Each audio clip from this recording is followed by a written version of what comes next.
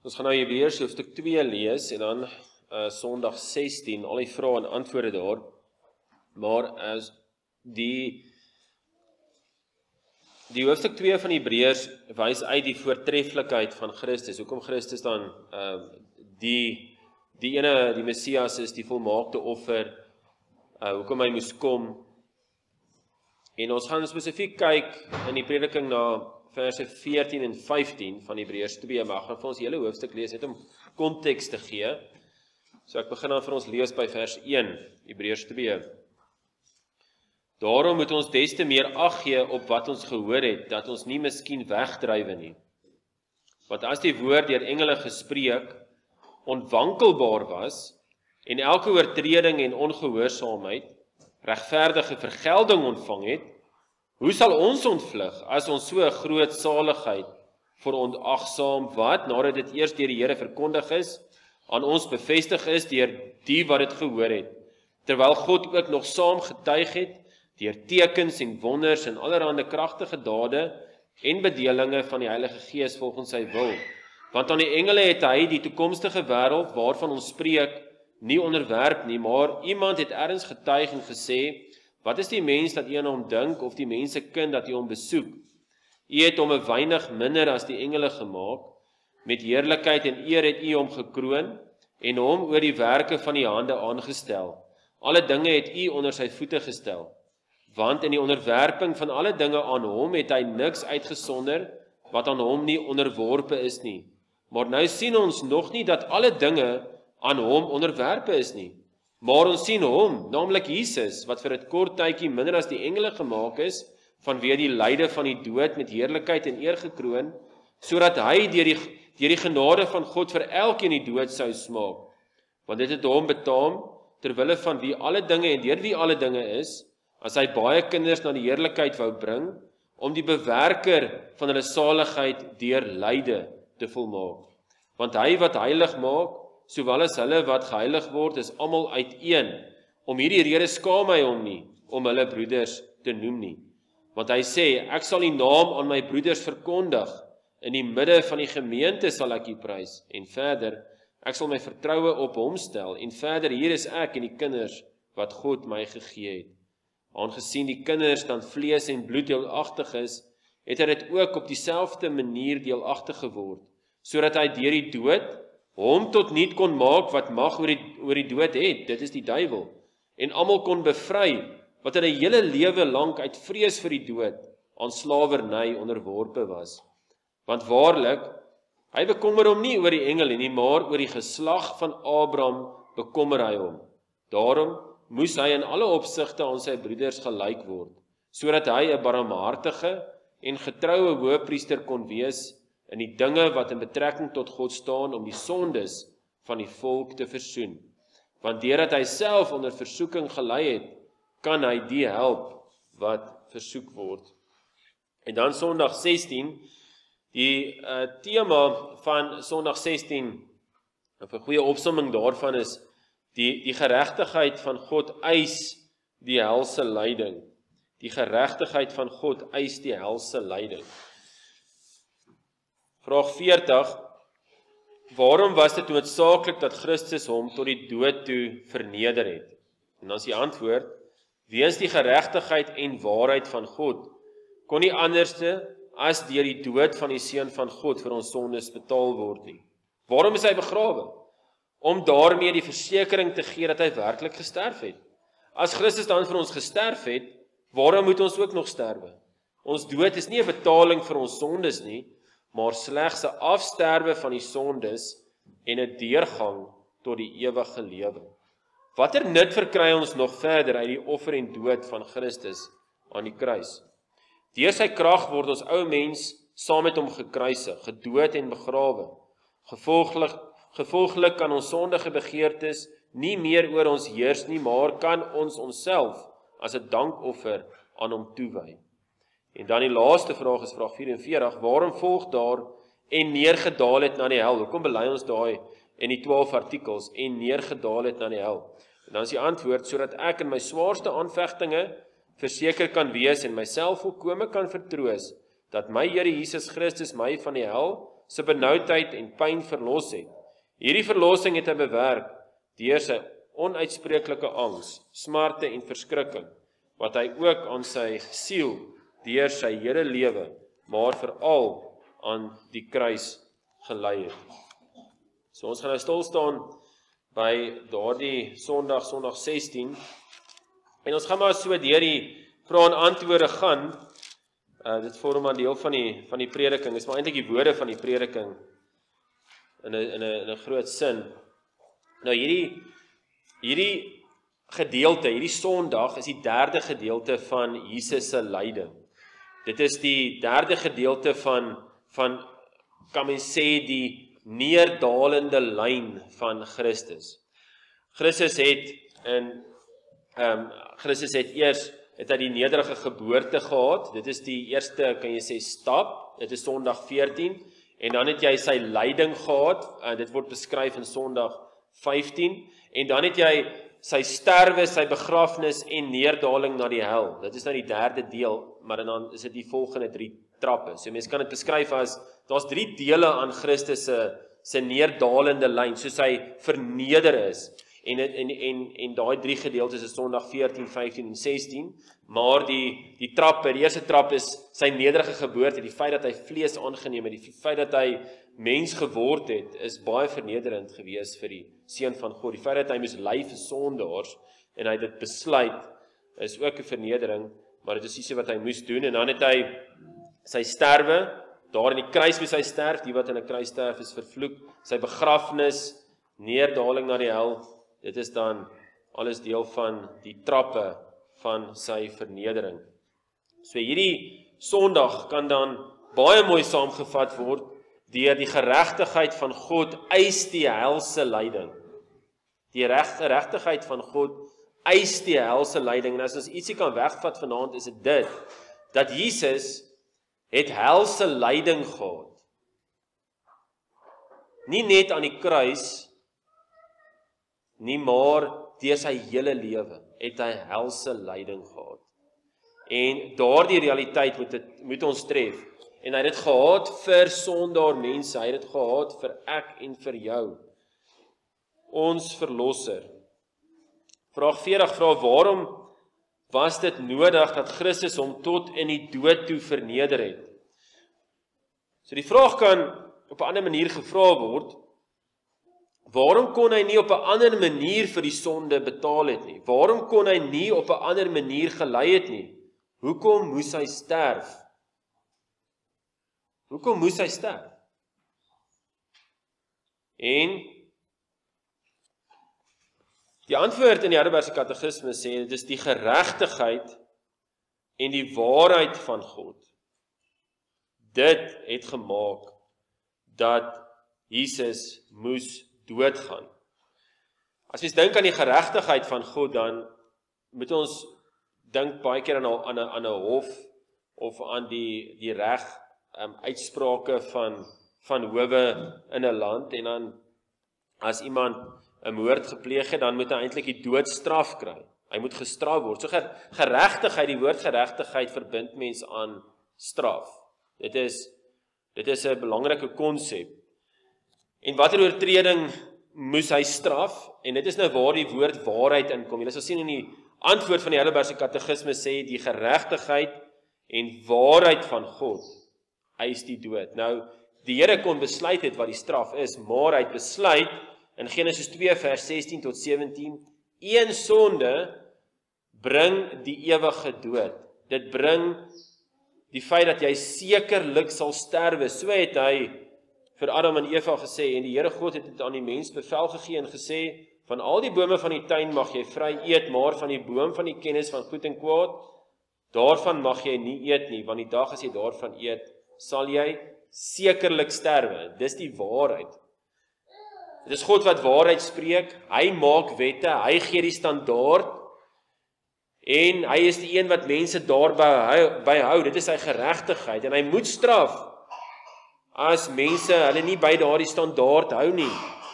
So die mens wat gesondig het, moes sterf. Daardie mens moes doodgaan. En dit is dieselfde vandag.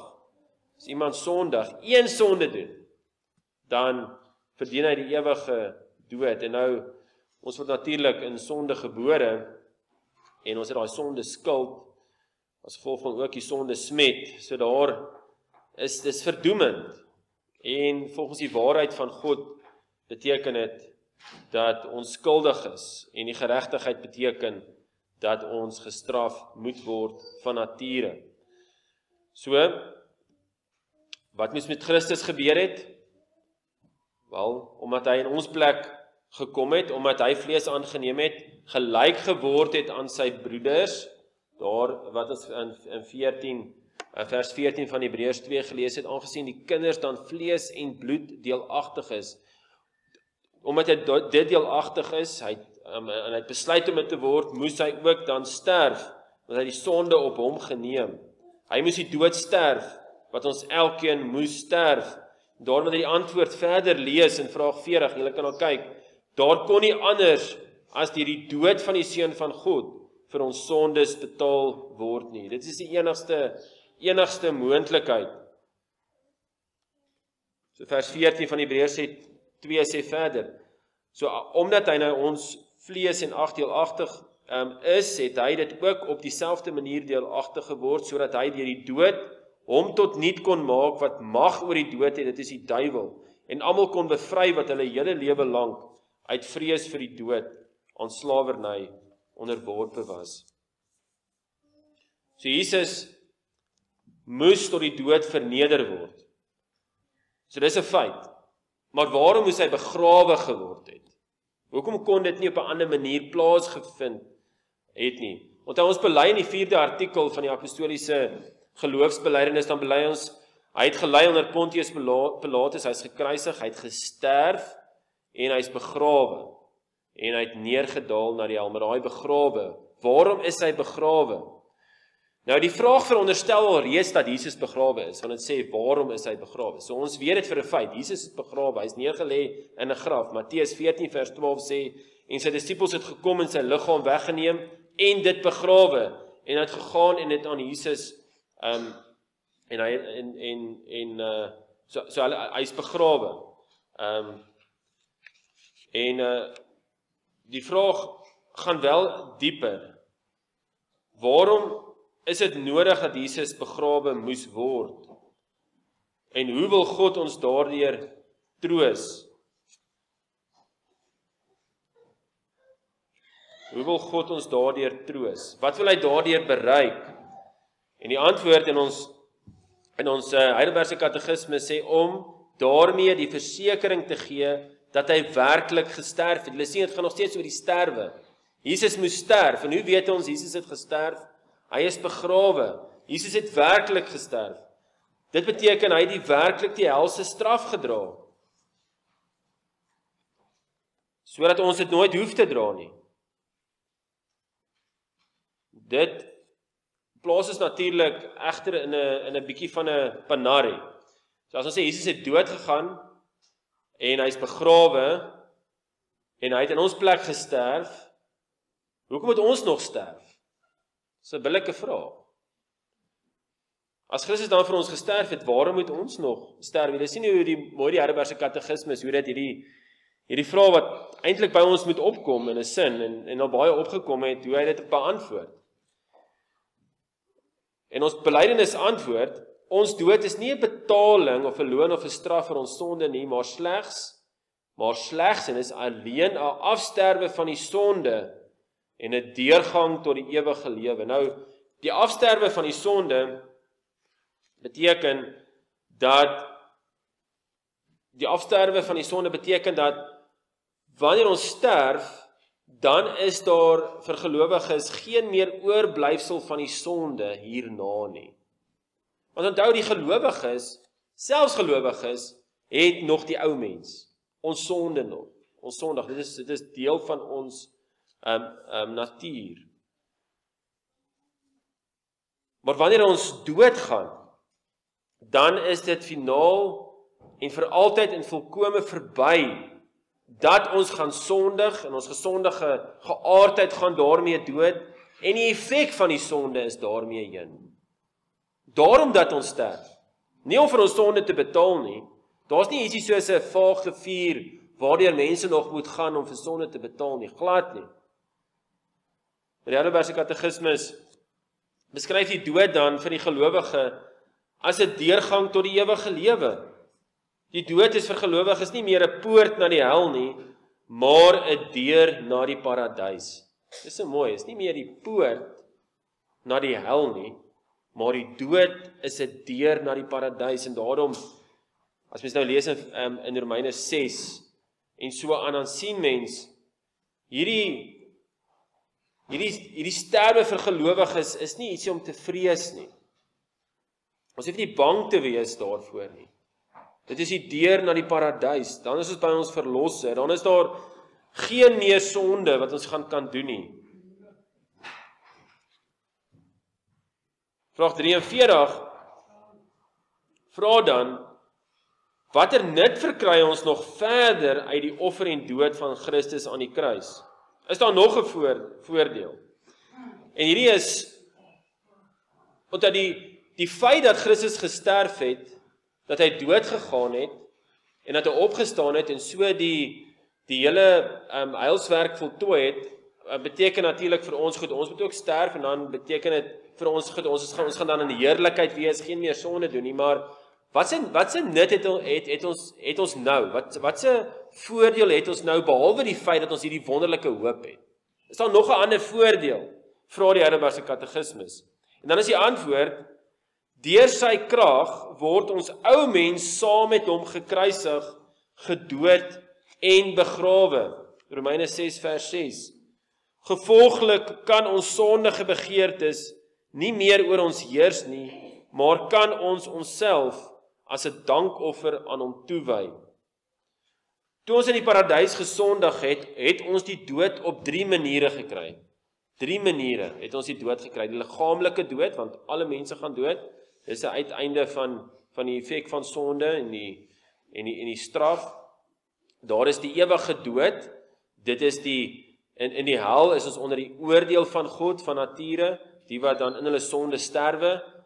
En dan is daar die geestelike dood. So die liggaamlike dood, die ewige dood, die geestelike dood.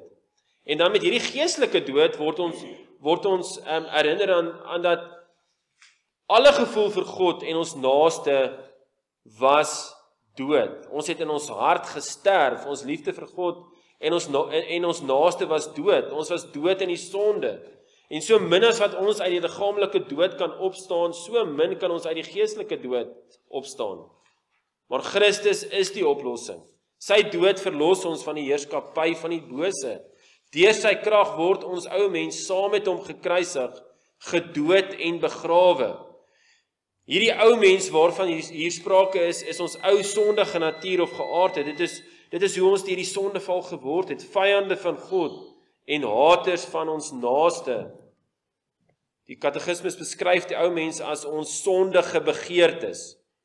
In die oorspronklike, dan praat dit van die bose luste van die vlees, wat oor ons heers. Daardie monster genaamd ou mens is saam met Christus gekruisig, gedood en begrawe. En let wel, dis nie dat daar gesê word dat ons nie meer 'n ou mens het nie.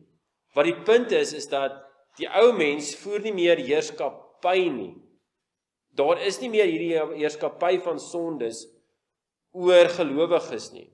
Die ou mens is in daardie sin heeltemal gekruisig, gedood en begrawe. En wanneer ons sterf, dan is ons totaal en al ontslaaf van daardie ou mens, heeltemal.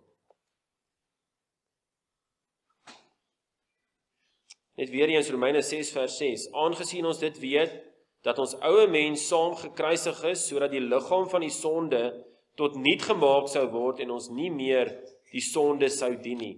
En hierdie is 'n geweldige groot voordeel vir die gelowiges, die feit dat Jesus gesterf het.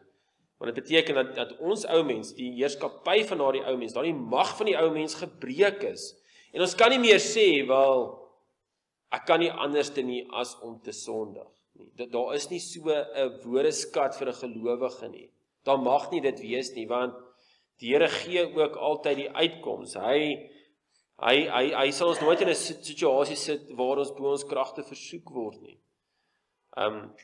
Ons is nie slagoffers van ons omstandighede meer nie. Ons is nie meer mense wat sonder krag van die Gees lewe nie. Ons het die krag van die Gees wat in ons werk. Ons ou mens se krag is gebreek. So die kruis was nie net die sterfbed van Jesus nie. Want Jesus het aan 'n kruis gesterf.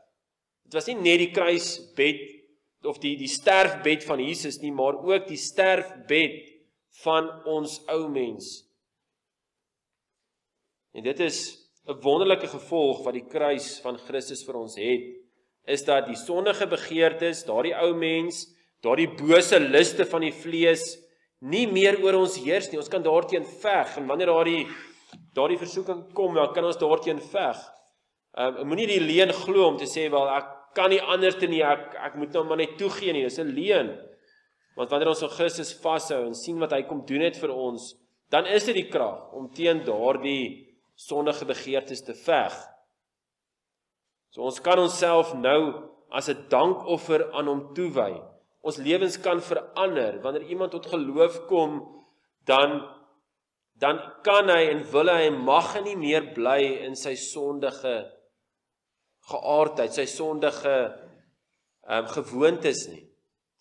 Die evangelie bring die krag van verandering, en dit is wat ons tog voorhoop, is wanneer die evangelie verkondig word, dan is dit die vaders wat aan die kinders, se harte wat aan die kinders toe gebring word, in die sin van gesinne verander, en individue verander. Hulle dink anders oor regerings, hulle dink anders oor die realiteit, en dan kry jy waar jy regerings verander, samelewings verander, want daardie ou mens het nie meer daardie krag oor daardie gelowige se lewe nie. So die offer van Christus, daardie sterfte, daardie kruis van Christus is die geheim en oorsaak van ons dankoffer. Christus se kruis het alles met ons dankbaarheidslewe te maak. Die feit dat hy gesterf het aan 'n kruis, bring ons by dankbaarheid. Dis nie dat ek sê ek moet my sokkies optrek en ek moet nou 'n beter mens wees nie. Nooit. Dit gaan oor die ou mens is gekruisig saam met Christus. So verlos van die geestelike dood, begin ons lewe vir God en ons naaste. So wanneer ons wil sien of iemand nog leef, dan voel ons mos sy puls en luister ons na sy hartklop en ons hoor of hy nog asemhaal. En dis alles tekens van lewe. Nou die geestelik moet daar ook hierdie teken van lewe wees. En hoe sien jy of daardie tekens van lewe is, hierdie ewige lewe, hierdie verlossing? Waar jy kyk na die tekens. Jy kyk of daar 'n stryd teen sonde is. En aan die ander kant daardie liefde vir God en die liefde vir ons naaste. En dit is belangrik dat ons hierdie diagnose moet doen. Ons moet onsself ondersoek, is daar geestelike lewe? Is daar geestelike asemhaling? Is daar geestelike puls? En die manier hoe ons dit sien is of ons sien dat ons besef dat Christus vir my gesterf het. En as hy vir my gesterf het, het hy daai ou mens gedra en het hy die krag van die sonde gebreek. En nou wil ek vir die Here lewe. Ek het 'n geestelike puls. Die laaste vraag en antwoord is vraag en antwoord 44. En dis amper 'n opsomming. Nou daar's baie vrae, mense kan vra hê wanneer mens die Heidelbergse katekismes lees sekerlik, maar ook die apostoliese geloofsbelijdenis bely, dan sê ons mos, en hy het neergedaal na die hel. Dit staan daar in daardie artikel 4 van die apostoliese geloofsbelijdenis, dit sê, hy het gelei onder Pontius Pilatus, hy is gekruisig, gesterf, en begrawe is, en neergedaal het na die hel. Wat het daar gebeur? Hoe moet ons daardie woorde verstaan, en hy het neergedaal na die hel?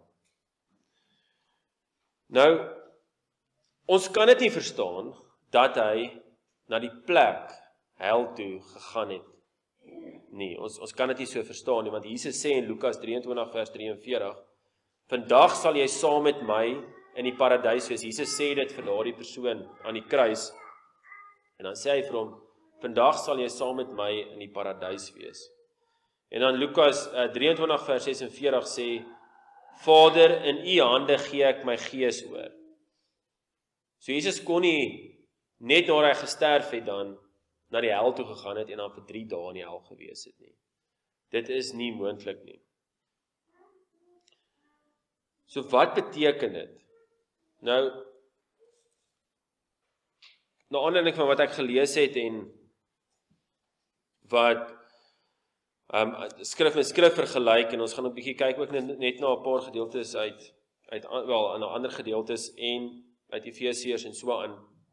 Dan is 'n baie goeie gevolgtrekking en ek meen ook dit is hoe die Heidelbergse Katekismes dit verklaar, is dat hierdie is 'n samevatting en 'n opsomming van Jesus se neerdalende lyn.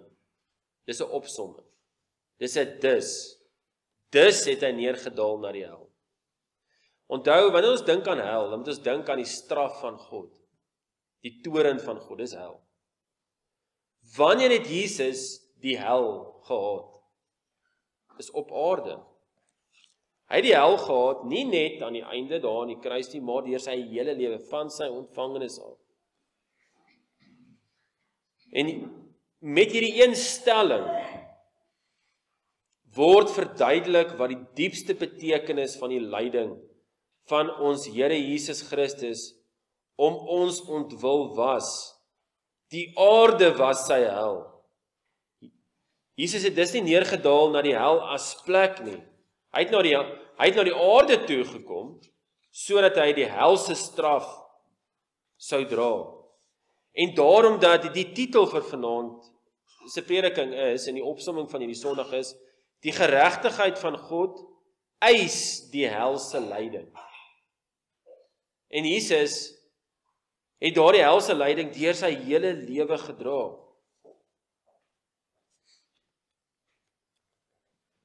En daarom kan ons met vrymoedigheid bely, hy het neergedaal na die hel. En ons moet dit bely. Hy het neergedaal na die hel. Elke woord van hierdie artikel is waar. En ons bely dit so, want die skrif leer ons dit.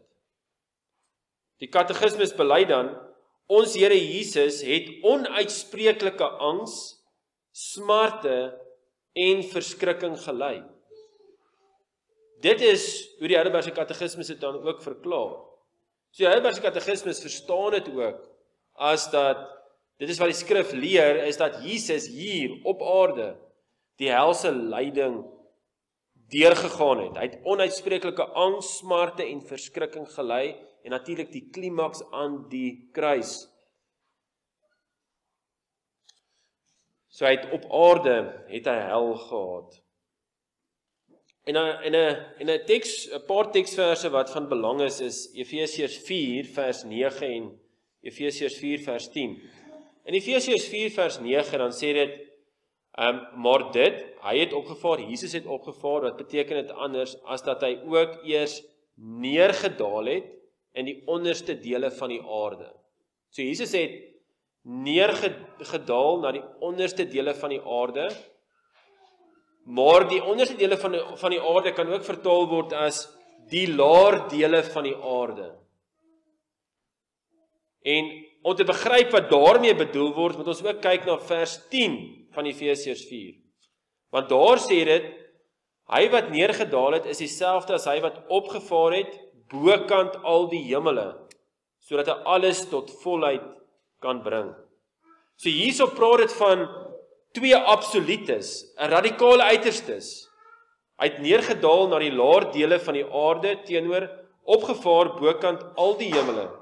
In die eerste geval word ons Here Jesus se allerdiepste lyding en vernedering, sy helse lyding geteken, en in die tweede gedeelte, tweede vers, sy allerhoogste verhoging. So ons kan dit so stel. Vers 9 het niks te doen met die hel as plek, dat Christus na sy dood na die hel as plek neergedaal het nie. En tog het hierdie vers alles met die hel te maak, naamlik in die sin dat Christus hel op aarde gehad het. Dis nou Efesiërs 4 vers 9, hy het neergedaal na die onderste dele van die aarde. Hy het ons vlees aangeneem, hy Hy het ons deelagtig geword, soos daar die Hebreërs 2 vers 14 sê, hy het dit ook op dieselfde manier deelagtig geword. Hy het die sonde op hom geneem, hy het ons vlees dan ook aangeneem en hy sonde op hom geneem, ons sonde. Hy het immers van sy geboorte tot sy sterwe onder die straf of die vloek van God verkeer. En wat is dit anderste as hel? Jesus het dus neergedaal en hy het neergedaal na die hel. En dit is hoe ons dit verstaan. Ons hoor baie keer, en ek wil so 'n paar net kommentaar of notas maak oor Jesus se lyding, oor dinge wat ons baie keer hoor. En dan gaan nou by 'n ander gedeelte in Petrus, in Petrus kom by 1 Petrus 3, wat ook 'n vraag het oor of Jesus miskien wel neergedaal het na die fisiese hel, maar net voor ons daar uitkom, hoor ons baie keer van hierdie pad van Jesus se lyding. Daar word die Via Dolorosa of die pad van lyding, julle het seker al daai term gehoor. En dan word gesê, Jesus het nie na die hel toe gegaan nie, maar die hel het aan die kruis na hom toe gekom. Nou, dit is waar, dit is gedeeltelik waar. Die hel het aan die kruis na hom toe gekom. Dit is so. Jesus is daar gestraf. Hy het die helse pyn deurgegaan. Hy het die helse lyding deurgegaan. Maar dis nie die volle waarheid nie.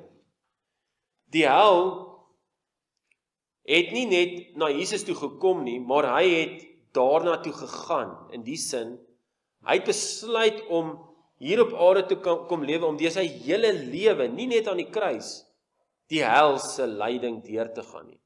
So is nie net aan die kruis wat die hel na hom toe gekom het nie, maar Jesus het neergedaal. Hy het na die hel toe gekom. So nie alleen Jesus se kruisiging moet ingesluit word by die woorde wat neergedaal het na die hel nie, maar sy hele aardse lewe, van sy geboorte tot sy sterwe, van krib tot by die graf. Dit was Jesus se lyding gewees. Nou 'n teksvers wat baie keer bespreek word om dan te bepaal of Jesus nie miskien maar tog neergedaal het na die hel en dan eintlik vir mense in die hel gaan preek het nie, is 1 Petrus 3. 1 Petrus 3 sê, vers 18 tot 20 sê, want Christus het ook eenmaal vir die sondes gelei, hy die regverdige vir die onregverdiges, om ons tot God te bring. Hy wat wel gedood is na die vlees, maar lewend gemaak deur die Gees. In wie hy ook heen gegaan en gepreek het vir die geeste in die gevangenis, wat eertyds ongehoorsaam was, toe die lankmoedigheid van God eenmaal gewag het in die dae van Noag, onderwyl die ark gereed gemaak is, waarin weinig, dit is 8 siele, deur water heen gered is. So hierso klink dit, asof dit sê dat Jesus het gegaan, en hy het gaan preek vir die geeste in die gevangenis, en dan lees mense in, hierdie beteken is mense, dis mense in die hel, in die gevangenis. Maar ons moet besef, as ons praat van gevangenis, dan het dit verskillende moontlike betekenisse. Jesus het gekom om in die gees dan ook te preek vir mense in hierdie wêreld wat onder die gevangenis van sonde staan, van die Satan staan.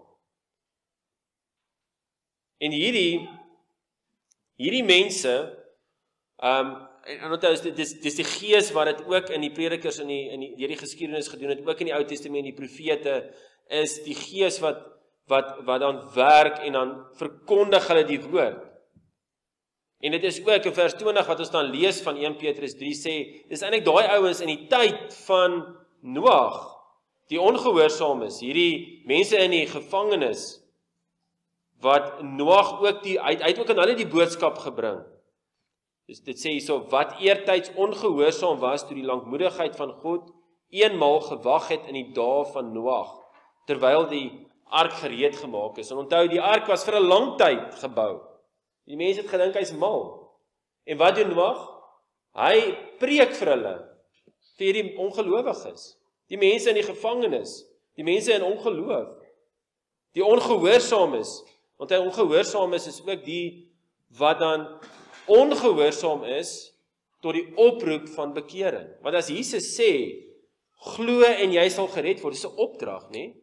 En as iemand nie gehoor gee aan daardie opdrag nie, is hulle ongehoorsaam. En dit is wat Noag gedoen het, hy het vir hulle gepreek terwyl hy die ark gebou het.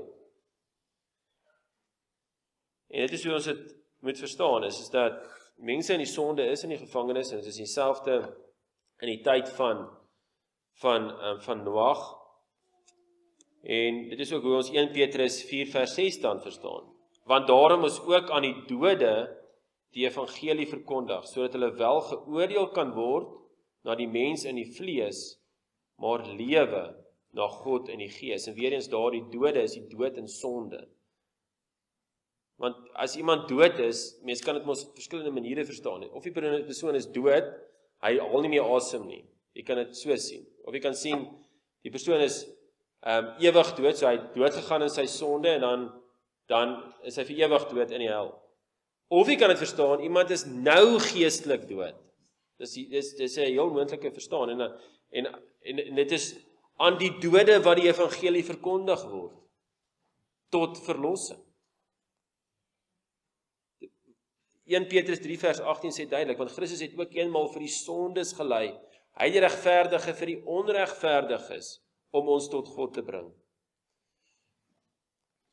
En dit is hy wat lewend maak, nie?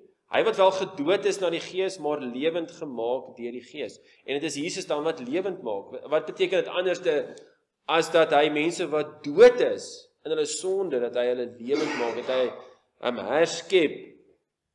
En so, dit is hoekom ons, as ons kyk na al die teksgedeelte, dan verstaan ons, hy het neergedaal na die hel, dan sê ons, Jesus het die helse lyding kom dra.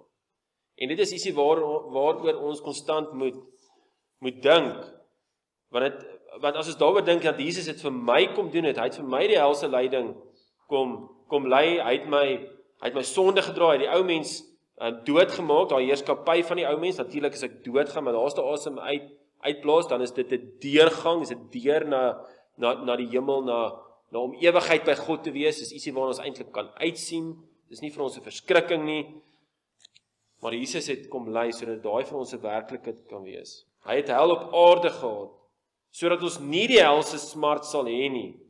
Hy het ons siel gewen, en ons vlees gewen. Dus Jesus het albei gedoen. En daarom wanneer ons eendag opstaan, die gelowiges, dan gaan ons ook 'n liggaam kry wat verheerlik is. Julle, dit is Sondag 16. Die geregtigheid van God eis die helse lyding.